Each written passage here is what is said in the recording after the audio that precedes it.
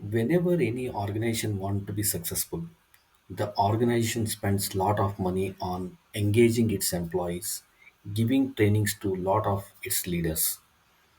Many of the engagements that they do are around how to grow leadership, how to give communication techniques to employees, and also how to hold back all the employees who can truthfully give back to the business. One of the biggest, how to engage such mass to always follow right path, how to engage such mass to always understand what is their new roles and responsibilities, and accordingly they have to act so that the society is intact, society is successful, and society is happy. So can you be able to tell me how that is possible? Take example of Brahmin Samaj or Madhu Samaj, and then let us know. In the next episode, I will tell you the answer. Thank you. Naham Karta Hari Karta. Similar to Gallup and other organizations who help another organization to succeed by doing employee engagement, constantly building leadership. What is the tool that we have, or what are the approaches that we have in Madhu Siddhanta or in our Sanatana Dharma to keep the biggest mass, that is Samaja or the society, constantly being engaged? Who guides on their roles and responsibilities on a very constant way because life is ever changing? This was the question. I expected a lot of feedback from the audience or from our community so that we can include many of the important items here. But let us take a look at what we have as a solution here. Absolutely. We have something called as Shodasha Samskara, which has to be given to every child that is born. Our ancestors, our Dharma, had thought how to keep constantly an individual engaged throughout their life from the birth to the death, so that periodically they are aligned to the adhyatma, they are helped to be successful, and they are also constantly be guided on their role changes. Even if you look at the people whom we invite for every ceremony that happens, number one, your family. Number two, relatives. Third, most important is your Kuluguru. Fourth, very important is the neighbors or citizens of that particular place where you live. Imagine why these four type of people are required. You can't do any ceremony without any of these people. The answer today many people might give because we want to show the way how we do our programs. Kindly believe these are not programs where you exhibit your money power, your richness, or the way how you do in a very big way. The marriage, birthday celebration, or even the Upanayana, etc., are not the celebrations. Dhyatmic way, if you look, they will not return you anything, no benefit, absolutely zero benefit. Rather, you go into a very negative records of punya. If you look at very other generic, it is once again your blind belief that people are going to appreciate whenever you do a bigger parties. Tell me one thing. Touch your heart and find out whether you yourself appreciate anybody if you go to a very grand party. What maximum will say? Wow, the party was very big. He earned. If you go a little bit beyond that, you will start finding their earning sources and you will start finding their negatives. So ultimately, it is not going to help you. But today, there are many thought leaders who also claim that we are not able to do marriages in a traditional way. We are not able to do Upanayana in traditional way. People are not understanding our dharma and all those things. But the issue of these people also is that they are all problem mindset people. The issue of problem mindset people is they will resurface again and again same problem statement in different ways. They don't give you any concrete answers. But in this video, we are trying to give you a very concrete answer. The answer here is constantly in your life, you need to be engaged by people who are very well wishes for you. So take example of Kuluguru. The Kuluguru knows what are the principles followed in your family by your ancestors, your father and forefathers. Kuluguru also understand how feasible to do dharma into the perfection at your family. Kulguru also knows what are your family problems, what are your family pros and cons when something has to be done. Based on that, Kulguru will guide you how a particular ceremony can be done. So, the role of Kulguru is very, very important here. It's not that you have function at Tamil Nadu and then you bring a priest from Bangalore or from Karnataka and then claim that, okay, we brought him because he does it very best. It is not about doing best. It is about how closer they are to your family to understand what is possible, what is not possible from your side, so that to the maximum perfection you can do these ceremonies and submit it to God and also take Laukik benefits out of it. Kuluguru also teaches the next generation. Take example of Upanayana. When Upanayana is done, Kuluguru knows that his father, forefathers, everyone used to do Sandhya Vandana, Gayatri Japa. Then he will tell to the kid that, okay, you have to follow your parents. You have to continue this tradition. You have to do Sandhya Vandana. You have to learn more and then do more better than your ancestors. If Kuluguru knows that his father and forefathers were not even properly doing Sandhya Vandana or Gayatri Japa, he will guide to kid saying that, hey, ignore or forget that your parents were not doing Sandhya Vandana. Now you have to do it. Now you have all the facility. They did not do because of certain reasons. Now you have every facility. You should do. You should continue this tradition. You should make benefit out of this. This is exactly the even coaching centers or even these employee engagement companies do for employees. Their job is not to come to your organization and dig upon all the things that are gone wrong in your organization in the past and then say, okay, do whatever you want to do. That's not the reason, right? Even if my previous engineers or previous management has done a lot of mistakes, do I need to get suggestion that I need to do wrong? No, right? I have to do something right because I have a perfect position now. In the same way, Kuluguru will guide you. He's the best coach that is possible in earth. And only Sanatana Dharma has concept of guru.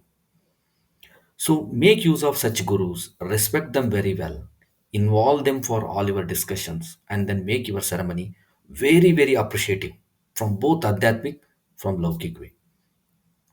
Second is your family members. Your family members know what is your positiveness, what is your negativeness, or what is your weakness. Accordingly, they will assist you. Accordingly, they will make this ceremony very well possible. Third is your relatives. It's not that you are demonstrating your richness to your relatives. Otherwise, they feel bad and then they will curse you, which will not make you anything better in life. It's not about doing much better than your other relatives. No.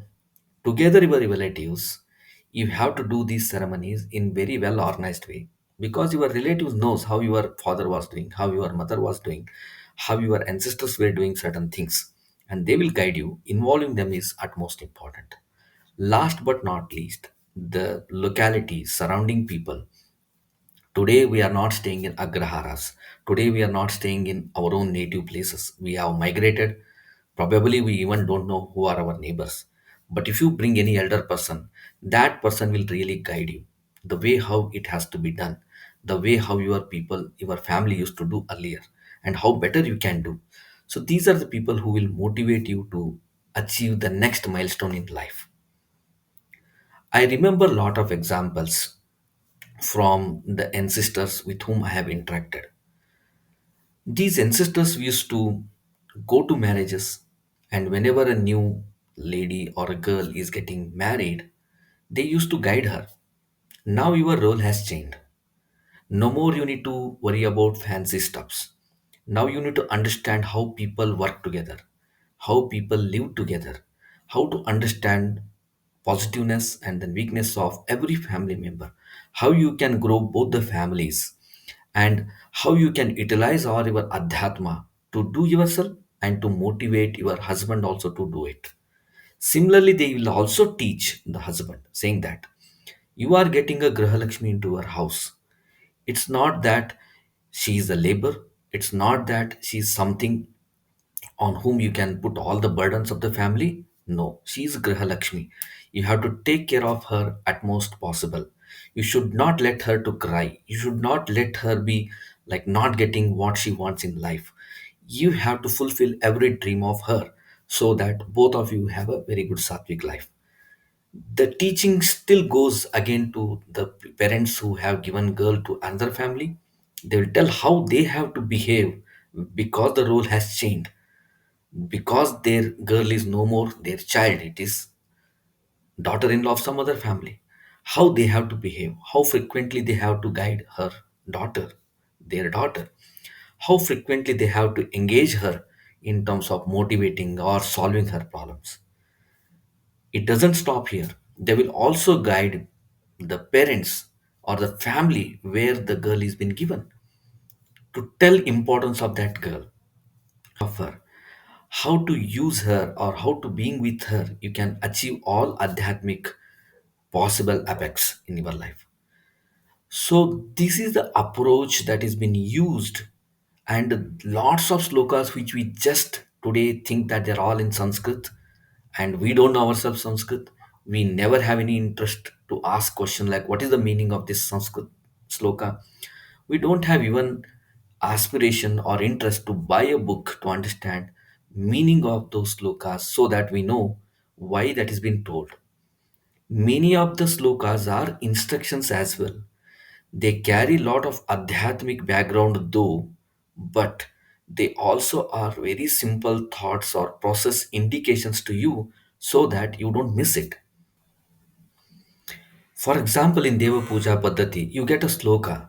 Anena Dandavad Bhumo Kutanjali Purasara Pranamotkai Sarvita Mastake Karasamputam Aparadha Sahasrani Kriyanti Harnishamaya Tani Sarvani Devesha Kshamaswa Purushottama.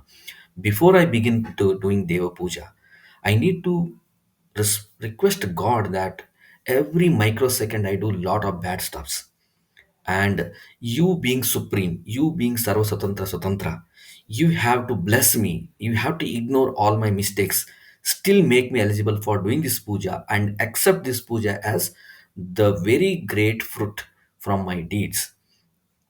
And doing this, the sloka tells that you have to fold your hands and then pray in the god, right? Mastake karasamputam. If we don't know meaning of these Sanskrit words, we just keep on chanting as if it's a mantra, and then we don't know anything.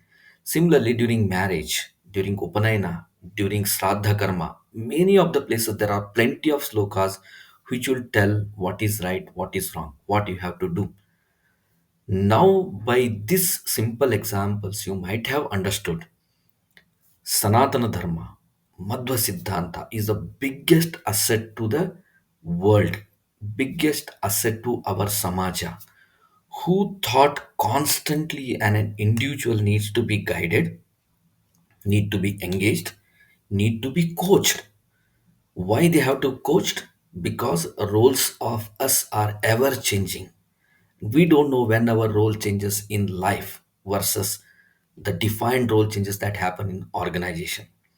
A big family suddenly may lose their ancestors or elders at the family.